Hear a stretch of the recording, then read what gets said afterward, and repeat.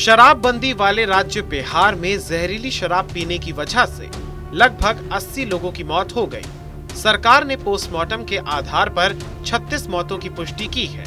इस पूरी घटना की जांच के लिए एसआईटी का गठन किया गया था। एसआईटी ने शराब कांड का खुलासे का दावा करते हुए बताया कि होम्योपैथिक दवा बनाने वाली केमिकल से बनी मिलावटी शराब से ही लोगों की मृत्यु हुई थी और इसका मास्टरमाइंड राजेश सिंह उर्फ डॉक्टर है।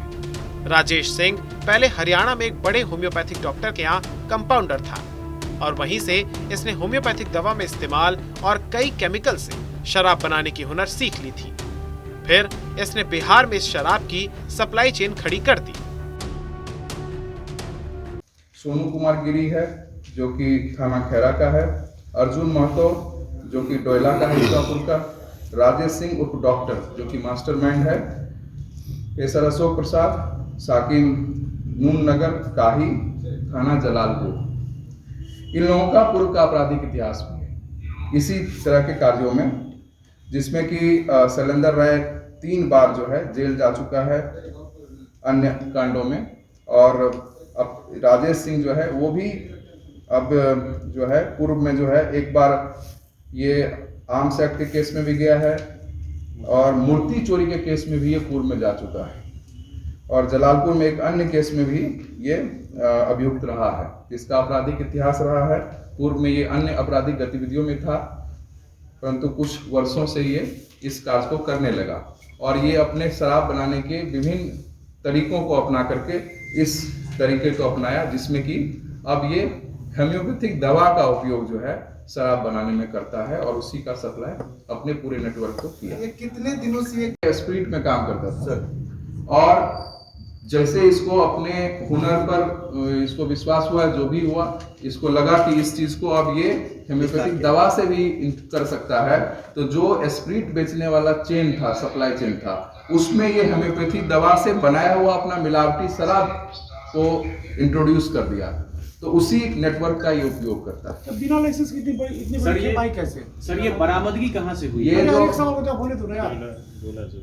डोयला से बरामदगी हुई ईसापुर थाना। राजेश सिंह उर्फ डॉक्टर के साथ साथ उसके 4 सहयोगियों को भी गिरफ्तार किया गया है और इनके ठिकानों से लॉट्स कंपनी द्वारा बनाए गए कई केमिकल की बोतलें भी बरामद की गई हैं, जो होम्योपैथिक दवा बनाने के काम में आती हैं। बिहार में शराबबंदी के दौरान ये दवाएं प्रतिबंधित नहीं है, लेकिन इसकी मात्रा प्रतिबंधित है।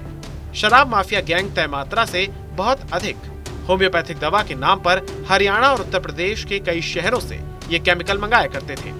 इस गैंग के पास दवा से संबंधित किसी भी प्रकार का कोई लाइसेंस नहीं है।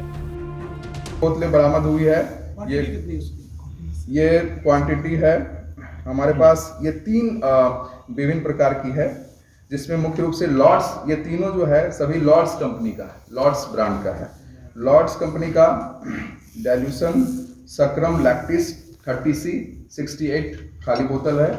फिर जो है लॉट्स कंपनी का एकोनाइट नेपलस, नहीं सर नेट यहाँ पे कमजोर है, 46 बोतल। अभी करते हैं लॉट्स कंपनी का एंथ्रम मूर 30C 21 बोतल।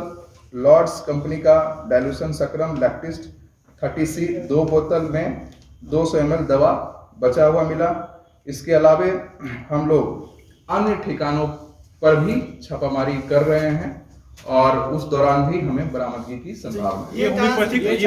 ये दवा बैन नहीं है, परंतु जो जिस क्वांटिटी में ये आता है, जैसे हम लोगों ने जो ड्रग इंस्पेक्टर से जानकारी प्राप्त की उसके अनुसार 30 ml और 100 ml का ही बोतल जो है यहाँ पर अलाउड है, इस प्रदेश में अलाउड है, परंतु ये लोग 450 ml या अन्य जो है क्वांटिटी में भी इसको प्राप्त करते थे और ट्रांसपोर्ट के माध्यम से दवाई के नाम पर ये इसको सब प्राप्त कर रहे थे। इनके पास लाइसेंस था होम्योपैथिक दवा मंगाने का?